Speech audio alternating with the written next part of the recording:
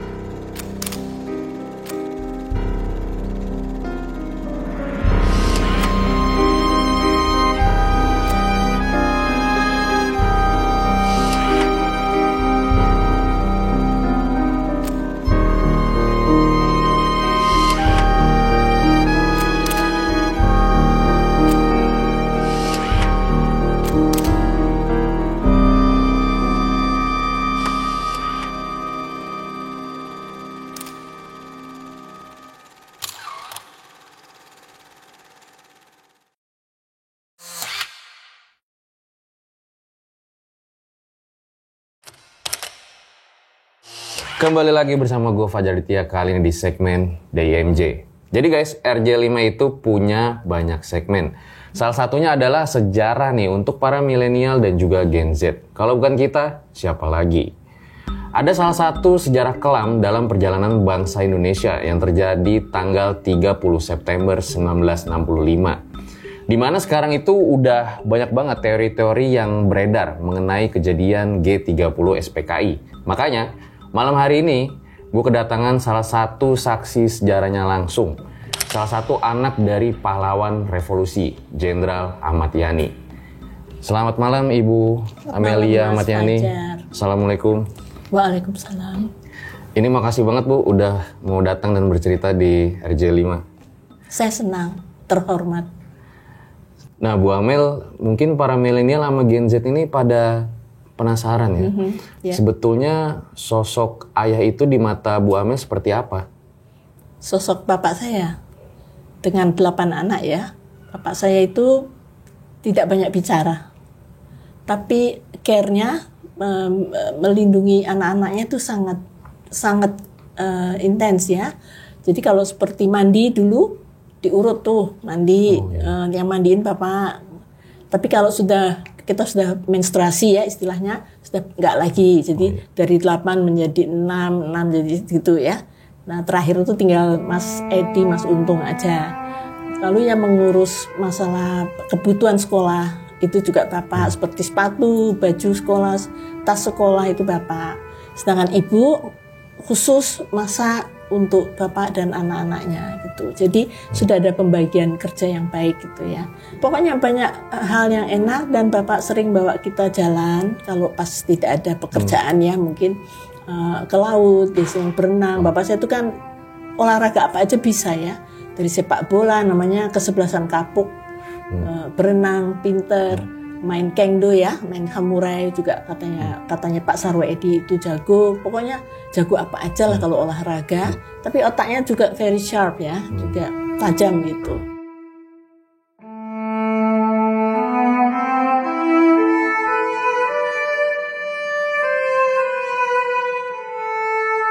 Luar biasa ya Bu, jadi di tengah-tengah kesibukannya masih suka mengajak anak-anaknya itu bermain ya. Nah kita kan juga sama-sama tahu nih Jenderal Ahmad Yani itu kan udah banyak andil juga lah dalam mempertahankan kemerdekaan ya. Kayak misalnya turut serta dalam agresi militer Belanda, terus juga menumpas pemberontakan DITII ya. Dan ada Trikora juga melawan Belanda gitu, dan masih banyak lagi gitu. Nah, kalau sebagai tentara, apa sih yang nggak bisa dilupain dari ayah gitu? Sebagai tentara? Sulit jawabnya ya, tapi kalau punya anak tentara, kalau jadi anak tentara itu, apalagi 8 anak ya, kita itu biasa berbagi. Jadi yang paling berkuasa tentu kakak saya nomor 1, 2, baru adik-adiknya itu mengikuti. Jadi harus ikut komandonya itu yang paling tua gitu. Tapi itu kan kakak saya nomor 1, nomor 2 kan sudah masuk Universitas Indonesia ya. Jadi bapak saya itu senang, bangga gitu punya udah jadi mahasiswi gitu misalnya ya.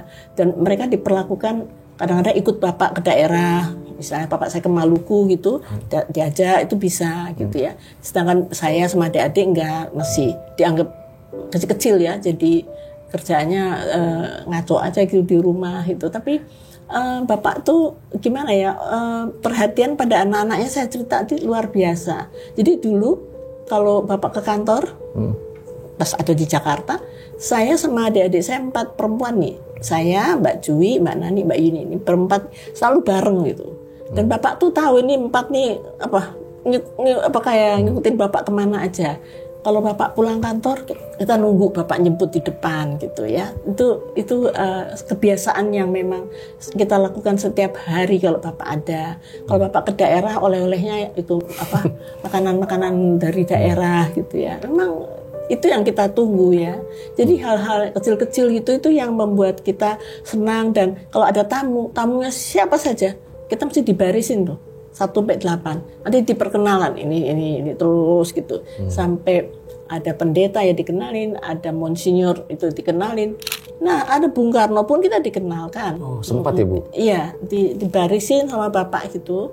Ini anak saya gitu, bangga. Ini yang di rumah Lembang? Ada di Lembang, ada yang di Taman Suropati waktu sempat bertemu Bung Karno-nya. Iya, jadi waktu menjadi Menteri Panglima Angkatan Darat itu, Bung Karno minta bapak saya pindah karena kamu sudah jadi Menteri Panglima, rumahnya harus besar. Nah, dipilihlah ke Taman Suropati nomor 10. Nah, di situ dibongkar total. Dulu ada orang Amerika 7 orang tinggal di situ. Jadi Bung Karno itu sangat memperhatikan rumah bapak yang kita mau tempatin. Nah, waktu sudah jadi rumahnya, beliau hadir kan, mau ke rumah, mau selamatan gitu kan. Persiapannya luar biasa ya. Terus itu makanan tekonya udah khusus, kita nggak boleh touch itu ya udah. Nah, ada UAV itu protokolnya yang datang jam 5 udah datang, padahal itu acaranya jam 7 kalau nggak salah. Terus kita udah kasih baju yang bagus-bagus, nanti dibarisin sama bapak kan. Nah, jam 7 itu udah kedengaran prit dari Jalan Madiun aja, kan deket tuh, cuma 2 menit kali ya, naik mobil. Nah, dengan istri yang baru, Haryati waktu itu, Ibu Haryati, turunlah.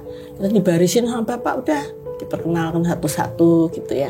Itu pertama kali ketemu yang namanya pemimpin besar revolusi gitu ya, Bung Karno. Dan juga salaman pertama dan terakhir buat anak-anak, bukan buat bapak ibu ya, buat kita. Apa kesan pertamanya melihat Bung Karno tuh, Bu? Serem. Ini tuh orang yang selalu diceritain gitu loh. Akhirnya saya bisa lihat, saya bisa salaman, karena biasanya kita kan kalau ada tamu negara kita di pinggir jalan kan mas, gini-gini aja kan. Lihat Bung Karno, Sirikit, Raja Bhumibol gitu kan pada lewat, kita anak-anak sekolah harus di pinggir jalan. Tapi kali ini saya benar-benar bisa lihat wujudnya, pakai baju hitam itu yang dengan tanda pangkat lengkap, sama bawa tongkat komando, dengan istri yang baru Ibu Haryati, yang lamin kita bawa bandnya itu namanya ABS, asal bapak senang. Itu yang main Cakrabirawa, kedebar-kedebur gitu ya. Itu pengalaman bertemu dengan Bung Karno dan banyak tamu yang lain ya. Nah, kita kan juga sama-sama tahu ya Bu, di tahun 1960 ke atas itu terjadi ketegangan antara PKI dan juga Angkatan Darat ya. Ayah itu sempat cerita nggak sih ke Ibu? Enggak, cuman ada satu peristiwa, yaitu Pelda Sujono di Simalungun, Sumatera Utara, dibacok palanya oleh Barisan Tani Indonesia, itu underbownya PKI. Itu di koran hanya kecil, masanya segini beritanya. Kan saya sama adik-adik saya biasa nguningin koran ya buat bapak itu, berita tentang bapak, oh kita clipping gitu kan. Bapak bilang, ya coba cari ada lagi nggak tentang Pelda Sujono. Nggak ada, cuman kecil. Nah di situ saya rasa ya, karena waktu itu saya belum begitu paham, friksi antara Angkatan Darat dengan PKI mulai terlihat tajam gitu ya. Dan saya tidak tahu kalau di Jawa Timur terjadi pembunuhan dan sebagainya.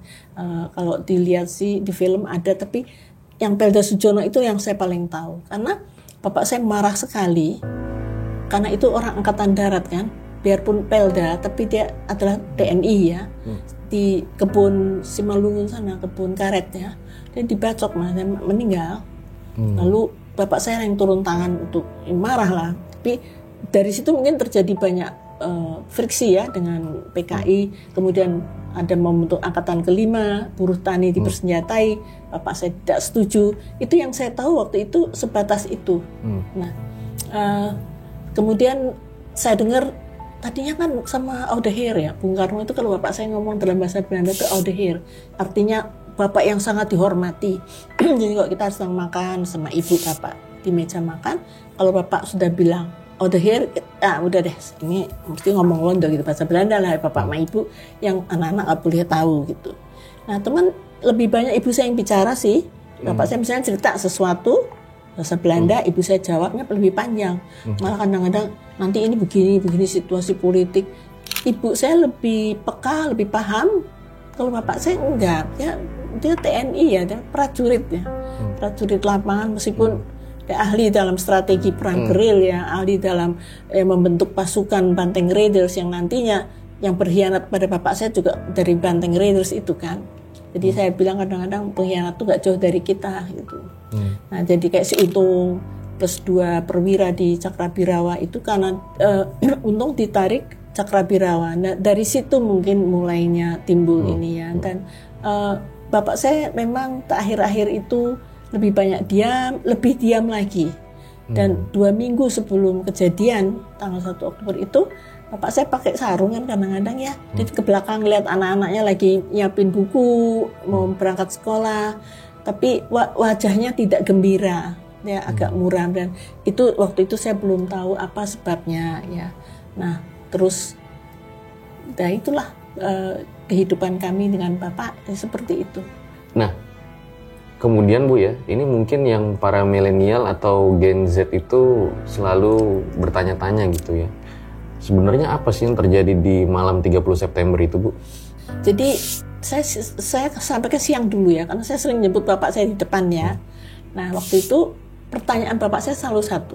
Begitu masuk mobil, terus itu ada upacara sedikit lah ya, si itu garnisonnya lapor keadaan aman gitu. Bapak saya masuk nemuin kita ya berempat, terus pertanyaannya hanya satu tiap hari itu, Ibu Nandi gitu, Ibu di mana? Gitu. Jawabannya kita, Ibu di dapur lagi masak. Nah, sementara ibu saya masak, kita ngobrol sama bapak nih. Bapak saya ganti baju, tapi nggak tahu Mas Untung, Mas Edi di mana saya nggak tahu. Ada rumah, ada barnya ya. Bapak saya berdiri di sini, kita berempat ngadep bapak gitu. Nah, bapak bilang begini, nanti tapi bahasa Jawa ya, tapi saya bahasa Indonesia. Bapak saya bilang nanti tanggal 5 Oktober, pas hari ABRI kan itu, semua ikut bapak ke istana, lihat arah-arahan katanya, nggak usah sekolah bolos semua. Wah, dengar nggak usah sekolah bolos tuh senengnya minta ampun gitu kan. Nah di situ tuh ada botol minyak wangi, saya nggak tahu siapa yang naruh, itu tumpah kena tangan bapak saya, tuh tumpah gitu, terus kan diginiin sama bapak saya, diusapin ke saya sama adik-adik saya, dan ngomong begini, kalau ada yang nanya wanginya dari mana, bilang ya dari bapak gitu. Itu adalah sebenarnya kata wasiat terakhir kepada kami. Jadi nama harumnya itu kata bapak, dari bapak ya, bilang siapapun yang tanya itu. Waktu itu nggak mikir kita ya. Nah terus makan siang biasa, sore banyak teman-teman taruna akademi militer datang, lalu ketemu bapak juga. Bapak bilang, ini adik-adik senang sekali kalau sama tarunan gitu ya. Kita sih cekikian gitu kan. Terus bapak masuk mandi mungkin, terus makan pisang goreng biasanya. Nah mulai ada tamu malam itu tanggal 30 ya, hari yang paling menyenangkan buat kami itu. Nah, bapak terima Pak Basuki Rahmat yang katanya kantor gubernur Jawa Timur dirusak Gerwani, lalu dilaporkan. Dan kemudian yang bertugas ajudan malam itu kan Om Bardi ya, Mayor CPM Bardi. ada Pak Gandhi datang itu ajudan Bung Karno, terus katanya mau lapor sama Bapak, terus Om Bardi bilang masuk aja, itu tamunya juga tentara juga kan lagi lapor. Nggak usah, kamu aja nanti yang ngomong. Apa yang laporannya? Bilang Bung Karno sore marah-marah katanya Dewan Jenderal itu apa itu Dewan Jenderal. Lalu Om Bardi bilang, udah lapor aja. Nggak mau Pak Gandhi pulang, udah kamu aja katanya. Ibu saya jam 9 mungkin itu pamitan sama Bapak mau ke Taman Suropati, rumah yang tadi itu. Sama temennya Tante Tini, terus sama ponakan, ajudan, pengawal juga ada. Ibu saya ke sana.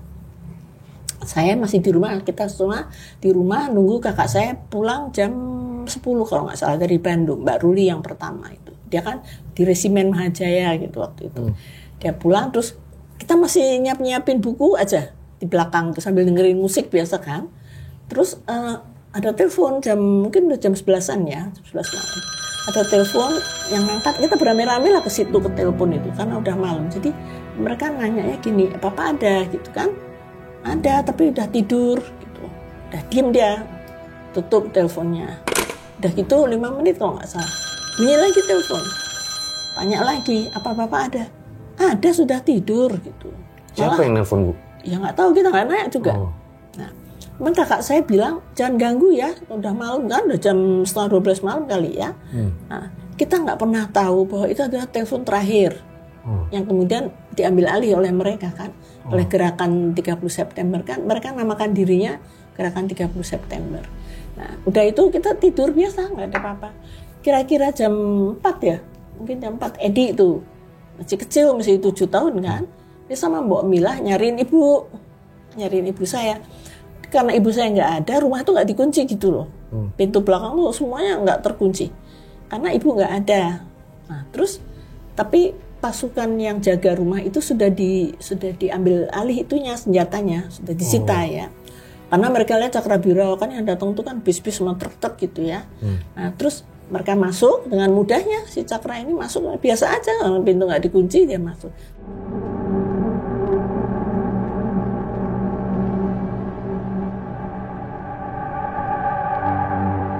Coba bangunkan Bapak ya. Bilang ada tamu. Temu lama adik saya. Terus bilang, "Bangunkan Bapak," katanya. "Tolong bangunin sekarang," gitu. Nah kan dia nggak tahu apa-apa, umur 7 tahun. Dia masuk kamar. Bapak kamarnya udah nggak dikunci kan. Terus dia pegang kakinya, Pak, ada Cakrabirawa gitu kan. Bapak saya ada marah, pagi-pagi kok masih ngantuk kan, masih jam 4. Terus sama adik saya dibangunin, akhirnya bapak saya keluar. Nah si Cakra itu sebenarnya rumah udah dikepung Mas, ratusan yang ngepung rumah. Ratusan iya. Tentara saat itu. Pakai baju hijau, pakai baju militer, ada pitah-pitah di sininya. Tapi kalau yang Cakra itu kan yang kenal Pak Yani kan, jadi dia yang di depan. Kira-kira 5 orang lah mungkin. Yang lain itu mungkin pasukan dari mana saya nggak tahu. Tapi ada pemuda rakyatnya juga yang nggak pakai sepatu, jadi nyeker gitu ya. Nah dia berdiri aja nunggu perintahnya Cakrabirawa. Jadi bapak saya keluar. Ada dialog lah, karena saya tidurnya di belakang, saya nggak tahu itu ya. Yang tahu tuh adik saya. Dialognya itu kira-kira agak mentak-mentak gitu loh. Katanya keadaan genting, dipanggil Paduka Yang Mulia Presiden. Sekarang juga, itu bapak saya bilang mau mandi nggak boleh, ganti baju nggak boleh, mau cuci muka nggak boleh. Bapak saya marah lah. Nah, tapi sama bapak saya tuh ditinju. Dia ditinju jatuh, dia jatuh. Di kasa itu sampai melengkung gini, dia nggak bisa berdiri kan, dia jatuh gitu, terus mungkin panik dong, yang dua di sebelah-sebelahnya, bapak saya nutup pintu kaca ya, langsung ditembak pakai senjata otomatis Thompson itu. Nah gelegarnya peluru yang ditembakkan itu kan suaranya kayak halilintar dalam rumah ya, terbangun semua. Nah yang kedengeran tuh ramenya tuh spatula tuh, lari rame sekali, terus kelihatan kaki diseret gitu. Saya tahu itu bapak karena saya tahu piyamanya kan. Itu bapak saya keluar udah penuh sekali. Orang tuh semua mau lari keluar karena pintunya cuma satu kecil di belakang itu. Jadi semua lewat pintu itu. Mereka udah gak mikirin kita. Mereka mikirin cuma mbak satu itu udah gitu kan. Bapak saya tuh diseret sama mereka kenceng sekali. Gak kayak di film ya. Agak dikit. Ini enggak gitu. Sampai ke jalan. Jadi darahnya itu sampai ke jalan. Nah kami nangis kan. Nangis ngejar-ngejar bapak gitu. Nggak ada yang nolong ya. Nah, Nah begitu kita bapak saya udah keluar dari pintu, udah diseret ke jalan, kita kan mau ikut tuh. Di stop sama mereka, ada 5 orang kali ya, saya ingat dia udah ngokang senjata, dan mereka ngancem kalau anak-anak nggak masuk semuanya akan ditembak juga, kerak-kerak gitu ya. Nah ibu nggak ada, bapak dibawa, udah panik sekali pagi itu. Nah terus mereka pergi, kita cuma lihat ngumpulin peluru lah kita nih, peluru tuh ada banyak sekali berjajaran di ruang makan, darah bapak di mana-mana, ada segumpal di rumah tuh yang segumpal yang banyak itu, terus ada kayak tangan dan kaki gitu terus sampai ke jalan. Udah kami ganti baju, mau lari kemana, nggak ada yang nolong mas. Nah manggil Om Bardi, kan rumahnya cuma di belakang di kompleks itu, yang manggil Mbak Mila, nggak bisa telepon soalnya, jadi dia mesti ke sana. Datang Om bapak dibawa kemana? Ke sana, ke pasar rumput, gitu bilang. Darahnya ini Om, darahnya Om. Om Bardi itu cuma gitu, nggak bisa ngomong dia, karena dia nggak ngerti kan, mesti apa gitu, nggak ngerti. Ibu datang jam 5 itu, jam 5 pagi. Ibu non kok udah pada bangun pagi-pagi? Bu bapak kenapa? Bapak dibawa pergi. Ibu teriak-teriak di luar, suruh cari. Ibu pingsan mas. Mbak masuk ke dalam, taruh di kursi, siuman tuh, gitu siuman dilihat darah kan. Darah bapak saya tuh bilang gini, kalau lihat seperti ini, kata ibu saya bahasa Jawa, kayak yang ini bapakmu udah nggak ada. Enggak bu, bapak masih hidup, jangan bilang bapak udah meninggal tuh. Kita tuh terawat ribut, jangan bilang udah meninggal. Ibu saya diem, terus dia ambil darah bapak itu, dia usapin ke sini. Terus kenapa ibu begitu? Biar kuat, kata ibu saya. Terus hem shirt yang dipakai terakhir malam itu diambil, semua darahnya sama ibu diambil di situ, di hemnya itu di baju bapak. Nah itulah yang nanti dibawa kemana-mana, nggak pisah, ibu tuh nggak bisa pisah sama baju itu. Jadi seperti bapak tuh ikut terus gitu, karena ibu nggak lihat ya, jadi berat sekali, itu paling berat. Kalau kami melihat jadi kami ngerti gitu. Kalau ibu saya kan hanya bisa membayangkan cerita anak-anaknya. Dia nggak bisa tahu harus bagaimana. Itu berat sekali. Lalu ibu masuk kamar, datang Pak Umar Wirahadi Kusuma, Pangdam Jaya. Mungkin Om Bardi udah keliling nih, dia ke tempatnya Pak Parman diambil, dia ke tempat yang deket-deket ya, tempatnya Pak Prapto, deputinya Bapak juga diambil, Pak Sutoyo di Jalan Sumenep juga diambil. Jadi Om Bardi udah tahu nih, laporlah ke Pak Umar pagi-pagi jam 6 loh nggak salah, pakai baju militer datang nemui ibu saya. Itu mulai rembukan gitulah. Terus penjagaan langsung ganti RPKAD yang masuk, yang ini ditangkap mungkin ya karena tidak becus menjaga Pak Yani kan. Jadi yang 12 orang itu dipindah lah, nggak tahu kemana, kita juga nggak tahu. Udah mulai ada, nggak tahu sih bapak tiba kemana, nggak ada yang tahu ke apa tuh, nggak ada yang tahu. Nah akhirnya mungkin mereka sepakat keluarga harus diungsikan gitu. Tamu-tamu datang dari kompleks pada datang ya, cuman ngeliatin kita juga nggak tahu mesti ngomong apa kan. Cuman kebayang itu mereka pakai baju hijau dengan pita-pita tuh kebayang terus sama Cakrabirawa itu nggak akan hilang dari pikiran gitu, karena mereka ngancem kita kan. Nah terus jam 9 kalau nggak salah mulai suruh bawa pakaian, pakai koper, anak-anak dan ibu diungsikan gitu ke Pasar Minggu. Saya nggak tahu di mana ya, saya nggak tahu Pasar Minggunya di mana, kok sering tanya saya nggak tahu. Dan ada karangan bunga Bella Flora untuk ibu saya dari Bapak, happy birthday, karena itu ulang tahun ibu saya itu 1 Oktober. 1 Oktober ulang tahun Ibu Yayu. Ibu saya itu ulang tahunnya tanggal 1. Oh ya bisa pas gitu loh. Nah terus kami diungsikan dengan beberapa pengawal. Saya masih sempat bawa transistor kecil ya, untuk dengerin apa yang terjadi. Letnan Kolonel Untung menyelamatkan Presiden Soekarno dari coup Dewan Jenderal. Pada hari Kamis tanggal 30 September 1965 di Ibu Kota Republik Indonesia, Jakarta, telah terjadi gerakan militer dalam Angkatan Darat dengan dibantu oleh pasukan-pasukan dari... Jadi RRI dikuasai oleh gerakan 30 September. Dia mengatakan bahwa orang tua kami itu pengkhianat lah, yang akan menyingkirkan Presiden Soekarno, dan Bung Karno ada di bawah lindungan gerakan 30 September ya, gitulah kira-kira. Sedangkan Australia radionya bilang bahwa para jenderal yang diculik belum diketahui keberadaannya. Jadi dua itu kontras sekali. antara Radio Australia sama RRI. Ya.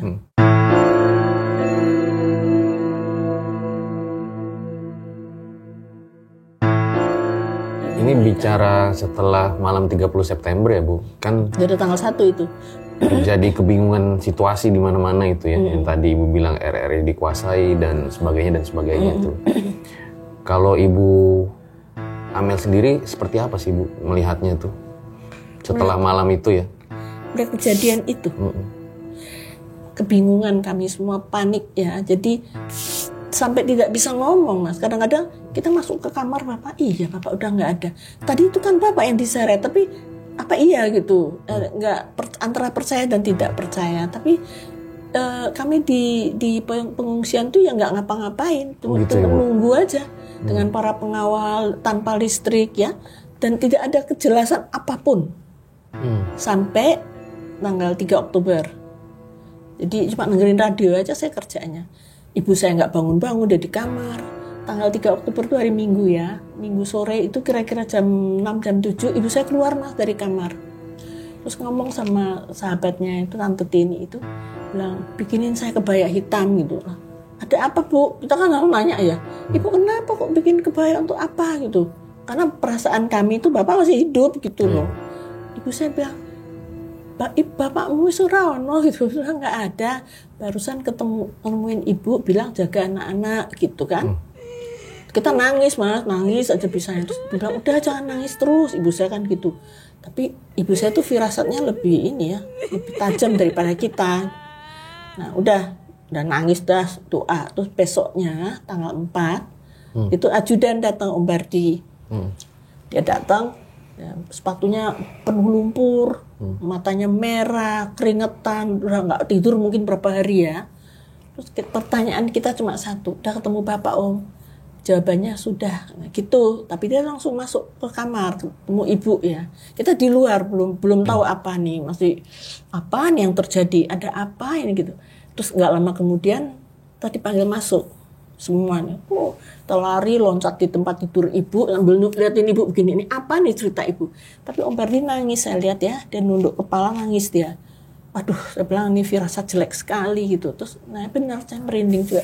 Ibu saya bilang begini, sekarang bapakmu benar-benar sudah tidak ada, katanya. Yang ada cuma ibu sama kamu semua, dan kamu harus bisa menerima kenyataan ini. Menerima kenyataan itulah yang paling berat ya.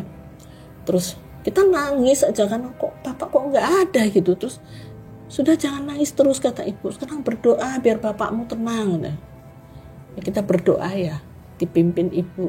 Ya Om Bardi diem aja. Terus ibu bilang gini, mau lihat jasad bapak seperti apapun bentuknya harus lihat. Terus Om Bardi bilang lebih baik ibu lihat fotonya saja, ibu akan bangga gitu kan. Karena Om Bardi tahu kayak apa kondisi ayah saya kan. Ternyata kan udah putus kepalanya, hanya nyambung tulang belakang. Itu yang bicarakan yang marinir yang angkat jenazah bapak saya ya. Matanya juga sudah diambil katanya. Dan satu yang saya harus terus terang di sini karena semua alat kelamin mereka itu terbuka Mas, dan rusak dan seperti ada siksaan yang sangat berat ya. Kenapa harus ke situ dan kepala bapak saya waktu diangkat katanya peletak itu miring, terus harus disangga pakai sesuatu supaya lurus karena yang lain lurus katanya. Ya itu pun foto-foto yang saya lihat itu sekian tahun kemudian. Kalau pada saat ada di museum foto-foto itu Bu? Ada. Kalau saya lihat ya Mas, waktu ditemukan mungkin akan lain. Kita akan berbeda, tapi karena kita bisa menerima, karena kita nggak tahu seperti apa kan. Nah kalau pahlawan yang lain dibawa ke ke rumah sakit Angkatan Darat dibersihkan, itu katanya ada kasa di bawahnya karena udah rusak ya. Lalu putranya Pak Prapto, putranya dipanggil untuk lihat apa bener nih bapaknya. Kalau Pak Prapto pakai sarung, kalau Pak Toyo gimana lah, mereka tahu ayahnya ya. Hanya kami yang nggak lihat. Keluarga Pak Yani, anak-anaknya nggak ada yang lihat. Ibu juga nggak, karena Om Bardi bilang nggak usah. Lebih bangga lihat fotonya, dan memang bapak saya rusak sekali itu. Pokoknya mereka itu benci sekali. Jadi kalau ceritanya Pak Kitman yang polisi itu yang kebawa ke Lubang Buaya, dia kan diikat juga. dia dengar gini, Yani wis dipateni, Yani wis dipateni, terus mereka teriak sukses, sukses gitu. Jadi memang tujuannya itu bunuh kan, harus menghabisi. Kayaknya gembira sekali Yani wis dipateni gitu, Yani sudah dibunuh, dan lalu mereka teriak sukses, sukses. Dan Pak Kitman hanya lihat perempuan dan laki-laki itu ngerumun gitu, dia nggak tahu itu sumur tuh, nggak tahu dia. Tahu bapak saya diseret dimasukin itu blung gitu, tembak lagi. Mas bisa bayangin mereka yang masih hidup kayak apa? Pak Prapto, Tendean, Pak Toyo, Pak Parman, itu yang masih hidup tuh kayak apa mereka? Jadi saya ingin menyampaikan ini kadang-kadang kita harus terus terbuka gitu ya, bahwa kekejaman, kebiadaban yang dilakukan orang-orang Partai Komunis Indonesia itu memang nyata dan mereka memang melakukan itu dengan cara-cara biadab di luar batas-batas perikemanusiaan. Iya. Nah,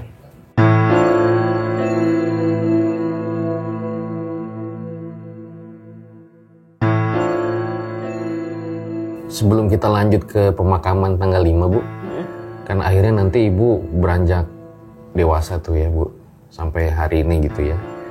Apa sih yang akhirnya Ibu Amel temui gitu ya? Mulai dari ketegangan sampai kejadian itu, sampai pasca 30 September yang akhirnya Ibu temukan tuh seperti apa sih gitu?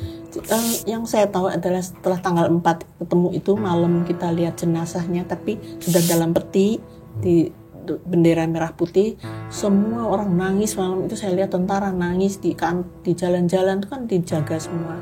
Dan kemudian kami pulang jam 12 malam, terus nggak tahu tidur atau enggak, pokoknya besoknya tanggal 5 Oktober pemakaman. Dan kami datang lagi ke MBAD, lebih banyak lagi, penuh sekali masyarakat, karena ada panser disiapkan di situ, dan kemudian jenazah peti-peti itu ditaruh di atas panser, dikawal oleh masing-masing jenderal. Di situ Pak Jatikusumo yang ngawal Pak Yani dengan pasukan RPKAD, lalu pidato Pak Nas yang sangat menyentuh itu, yang mengatakan bahwa para adik-adik saya ini telah difitnah dan dibunuh ya, karena fitnah itu lebih kejam dari pembunuhan. Dan kami nangis aja udah nggak bisa apa-apalah. Tapi pagi itu mendung dan hujan rintik-rintik, dan mulailah berangkat jenazah itu ya. Dan itu yang dimaksud bapak saya ara-araan tadi.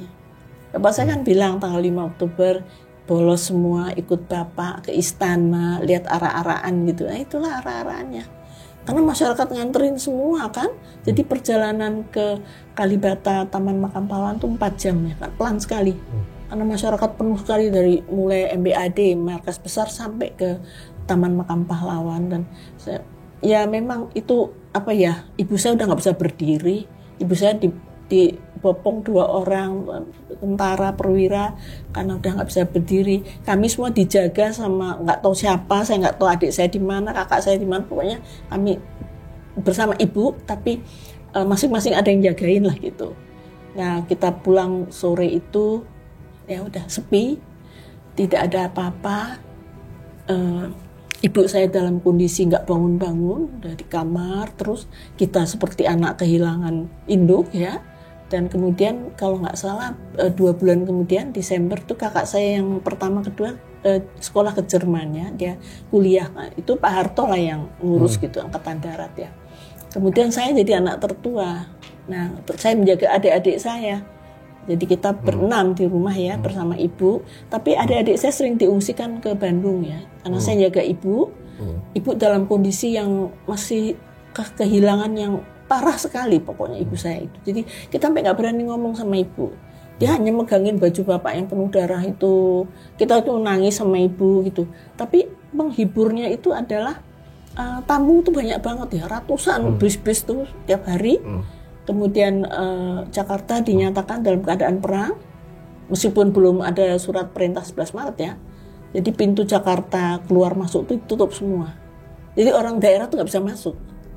Kita yang di dalam Jakarta nggak bisa keluar gitu. Jadi panser, tank di mana-mana, tentara di mana-mana di Jakarta itu dalam keadaan perang soalnya. Jadi terus ditetapkan jam 6 sore sampai jam 6 pagi itu jam malam. Ada jam malam ya? Iya, setahun Nggak boleh keluar rumah itu? Nggak boleh. Malah kalau kita hari biasa, hari-hari kita mau sekolah tuh nggak boleh masuk, suruh Kita mau sekolah nggak boleh, kita demo soalnya. Mahasiswa tuh mulai membentuk kesatuan aksi mahasiswa di UI ya, itu semua ngumpulnya di Fakultas Kedokteran UI itu Salemba itu. Saya ikutan sebagai anak SMA. Jadi kita kalau mau sekolah tuh di tentara lihat suruh pulang, nggak boleh. Karena mereka tahu kita mau demo gitu ya. Tapi itu pengalaman tersendiri lah. Tiap hari kerjanya kucing-kucingan sama tentara. Nah setelah demo itu, demo yang terbesar itu menjelang 11 Maret, itu Bung Karno dilarikan ke Bogor naik helikopter karena mahasiswa masuk ke istana. Kan tuntutannya kan Tritura itu. Iya. Bubarkan PKI, ritul kabinet 100 menteri, dan turunkan harga beras. Kita kan parah sekali Mas. Waktu itu uang tuh gak ada loh. Uang 1.000 di Sanring kan jadi Rp1. Inflasi 650%. Kita tuh gak ada yang punya uang. Itu katanya beras susah dicari di mana-mana. Aduh, nggak ada.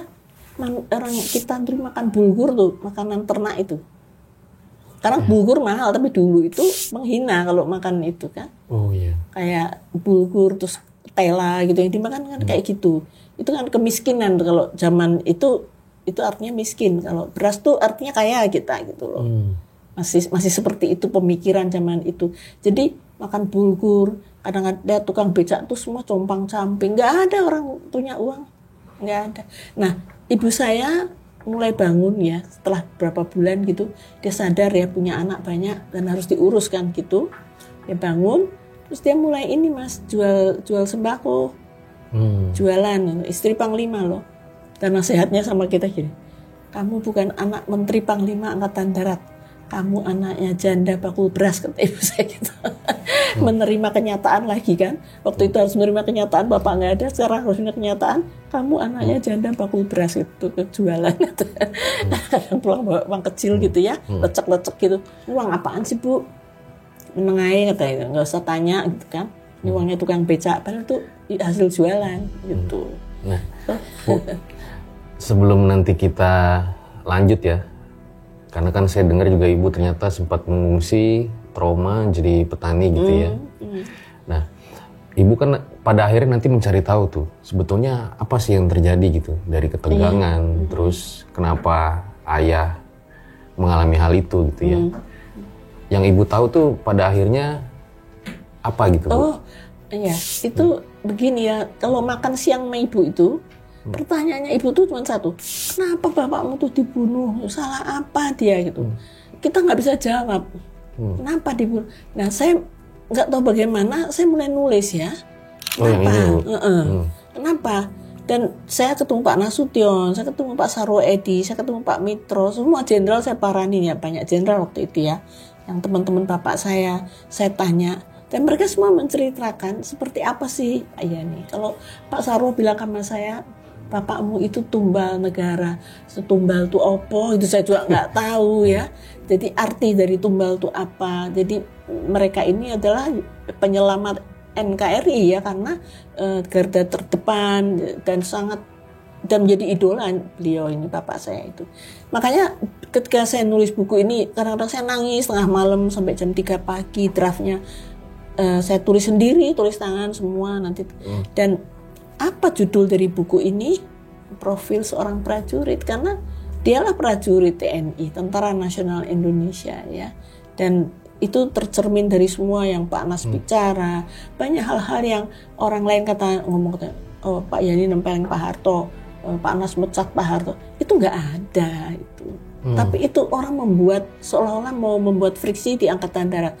Ya kalau bapak saya lebih muda dari Pak Harto 2 tahun nyatakan. Pak Harto dulu sudah letnan kolonel, bapak saya masih mayor. Tapi Pak Harto kan di Jogja, bapak saya kan di wilayah Kedung, Magelang, Paraan, Wonosobo, Temanggung, itu wilayah bapak saya ya, sampai ke Semarang nanti. Sama Sarwo Edi itu, bareng-bareng mereka. Jadi orang tidak tahu, sama Pak Dirman juga bareng-bareng. Mereka tuh tidak tahu bahwa mereka ini sudah dari dulu tahun 45 sudah bersama-sama perang gerilya, ngatur strategi. Yang sekarang kan tahunya kan ini nempelin, nggak ada lah Mas. Nempelin maling ninju Cakrabirala, iya itu kita tahu ya. Nah, tapi itu yang masalah nempelin nggak Bu? Kan di museum Pak Ahmad Yani ya, itu kan ada lukisan besar Gede sekali ya. bahwa dia memukul ya, pasukan datang di malam itu ya. Cakrawirawa. Itu ditinju. memang seperti itu ya, berarti yang di film itu ya. Ditinju, kalau di film kan didorong ya. Iya. Kalau sebenarnya itu ditinju makanya dia jatuh, Mas. Jatuh itu kasainya melengkung dan dia nggak bisa bangun. Terus dia diangkat sama temen-temennya, jadi dia dipopong gitu loh. Oke. Nah, kita itu di belakangnya orang ini, bapak diseret di depan, dia baru kakak saya, adik-adik saya ketemu di pertigaan itu pas bapak saya lewat depan saya, sudah memejamkan mata waktu itu. Ya. Jadi kejadiannya itu seperti itu. Cuma ditinju sama bapak saya. Tapi enggak kalau nempeleng orang lain, masa temennya sendiri. Mereka bersama-sama sejak revolusi. Nah, Ibu kan banyak sekali nih menulis buku ya, Bu ya. Nanti saya baca ya, Bu. Kalau buat teman-teman yang mau beli juga bisa ya, Bu ya. Udah nggak ada, Mas. Oh, nggak ada ya? Harus diulang. Ya, nanti ditunggu lah, Bu, bukunya, Bu. Iya, nanti ditulis ulang. Sebetulnya ketegangan antara PKI dan Angkatan Darat itu, kalau menurut Ibu dasarnya dari mana sih, Bu? Mungkin ya, saya sendiri nggak tahu. Mungkin PKI itu kan waktu itu anggotanya udah paling besar ya, 3 juta ya. Jadi dia merasa sudah waktunya seluruh Asia Tenggara kan tadinya mau dikomuniskan. Kalau Mas ingat ya, kejadian 65 di Indonesia. Tapi Indonesia itu kalau saya mengikuti dokumen-dokumen yang ada ya dari Amerika, CIA dan sebagainya, itu Indonesia tuh menyelesaikan masalahnya sendiri. Pak Harto kan menyelesaikan. Tapi kalau di Vietnam, Kamboja, Thailand itu kan pasukan Amerika turun ke sana kan. Itu kan untuk supaya tidak menjadi negara komunis kan. Nah kalau Indonesia 65, mereka 67 kalau nggak salah kejadiannya. Jadi ada pembunuhan terhadap di Kamboja itu 3 juta orang ya. Pol Pot itu ada Khmer Merah yang begitu kejamnya, kejam sama PKI itu sama kejamnya.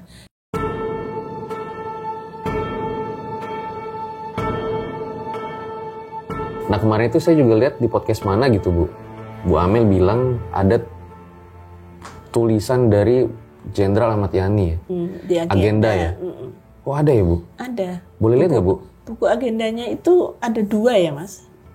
Yang satu berisi ada tentang Dewan Jenderal, padahal itu cuma kenaikan pangkat ya. Terus yaitu dokumen-dokumen yang dipakai oleh PKI untuk menyudutkan bapak saya di Angkatan Darat, yang akhirnya bapak saya itu dipojokkan terus-menerus. Bayangin di depan para menteri kabinet dibagi itu dokumen bahwa Pak Yani akan menyingkirkan presiden, Dewan Jenderal, kemudian dokumen apa, Bu? Dokumen Dewan Jenderal, padahal itu cuma kenaikan pangkat. Tapi bapak saya tuh nulisnya tuh rapat Dewan Jenderal gitu loh. Itu sebenarnya nggak ada maksud apa-apa, cuman dari kolonel ke brigjen gitu loh. Jadi memang isu Dewan Jenderal itu santer ya? Dokumen Gilchrist ya. Gilchrist itu duta besar Inggris ya. Waktu itu kedutaan Inggris dibakar massa oleh Gerwani dan Pemuda Rakyat under bawah PKI kan. Sebagai pimpinan Angkatan Darat tentu dia harus menyelamatkan dubes dan staf-stafnya kan. Nah besoknya Pak Gilchrist ini ngirim bunga ke bapak saya, karangan bunga, ucapan terima kasih. Nah bapak saya itu ceritanya gini, oh tadi aku cerita ke ibu, tadi terima karangan bunga dari Gilchrist. Ambil ketawa bapak saya tuh, meja makan itu. Isinya cuma terima kasih dari saya seorang Nekolim gitu, Gilchrist ya. Itu pun dipakai sebagai propaganda. Dulu nggak ada hoax ya, jadi adanya propaganda. Propaganda Gilchrist, all local army friends itu. Terus saya baca Subandrio, Menlu itu, Waperdam, menerima surat kaleng ke rumahnya. Isi suratnya adalah katanya gini, kami akan, Inggris dan Amerika akan menyerang Indonesia with our local army friends. Jadi bahasa Inggrisnya cuma local army friends. Itu oleh Subandrio, surat itu dibawa ke BPI, ke Badan Pusat Intelijen untuk dianalisa gitu ya. Surat kaleng dianalisa apanya? Tapi itu masuk juga ke dalam dokumen untuk memojokkan Pak Yani. Boleh lihat, Bu, agendanya, Bu? Agendanya ada. Boleh. Cuman saya bikinnya dalam bentuk fotokopi ya. Oh, ini fotokopiannya ya, Bu? Ya, karena buku agendanya ada di museum. Oh, yang asli di museum. Nah, karena bapak saya itu dipojokkan, maka ini di tanggal 18 Januari ya. Nih guys, ternyata ada agenda yang langsung ditulis oleh Jenderal Ahmad Yani. Tapi ini fotokopiannya, aslinya ada di Museum Ahmad Yani. Kenapa? Kenapa saya menjadi prajurit? Karena saya patriot. Kenapa saya patriot? Karena saya cinta tanah air saya. Itu masih ejaan lama kan? Wow, ini guys. Tulisan langsung dari Jenderal Ahmad Yani. Ya. Kemudian ada juga tentang Dewan Jenderal ya. Dewan Jenderal itu tadi kok nutulensi Dewan Jenderal itu di agenda bapak saya. Nih, nutulensi rapat Dewan Jenderal. Ini apa Bu? Itu yang nanti yaitu kenaikan pangkat kolonel ke brigjen. Jadi ketuanya itu Pak Gatot Subroto. Wakilnya Pak Jatikusumo, bapak saya sebagai nutulensinya. Nah, cuman di sini kan ada nih nama-nama yang diusulkan naik menjadi kenaikan jabatan ya. Naik pangkat ya. Yang tidak disetujui ya ada sih beberapa, cuman Latif ini tidak disetujui dan dalam hati saya Latif ini pasti marah dia kan sama bapak saya ini Kolonel Latif. Dia nantinya yang ikut dalam Dewan Revolusi. Tuh. Dan karena ayah saya selalu dipojokkan sedemikian rupa, tentu batinnya juga bergejolak ya. Kemudian beliau menulis kepada Bung Karno, tapi masih coret-coretan mas, blade politik itu bahasa Belanda kan. Bung Karno bapak saya kan banyak pakai bahasa Belanda. Nah, bapak saya bilang kami selalu diisukan akan menyingkirkan presiden, akan melakukan kudeta dan sebagainya. Di sini beliau mengatakan, anehnya kalau kami memperbincangkan soal ini secara kolegial, selalu isunya diputar balikkan, seakan-akan kami pro Amerika, mata-mata Amerika dan akan menyingkirkan presiden. Berapa kali info tersebut disampaikan kepada Bapak bahwa Angkatan Darat akan coup, akan ini dan itu. Lama-lama kalau mendengar soal ini Bapak juga mulai percaya. Jadi Bung Karno percaya Pak Yani akan coup. Jadi Jenderal Ahmad Yani menulis di agenda tentang keresahannya isu Dewan Jenderal. Iya, dan kami selalu. Boleh lihat Bu? Iya, tulisannya? boleh. Cuman nanti. Ini ya, ini guys. Tapi di sini ada kata-kata yang bagus sekali dari bapak saya ya. Di sini, dalam menjalankan tugas tidak pernah kami bimbang karena kami mengerti untuk apa kami berkorban. Nah, itulah. Pendirian TNI itu seperti itu. Jadi Bung Karno nantinya menangis karena dia baru tahu bahwa Pak Yani itu jujur aja, seorang prajurit betul kan. Saya kira bukti-bukti ketaatan TNI sudah cukup diberikan terhadap setiap penyelewengan dari tujuan nasional dari manapun datangnya telah dan akan kita hadapi.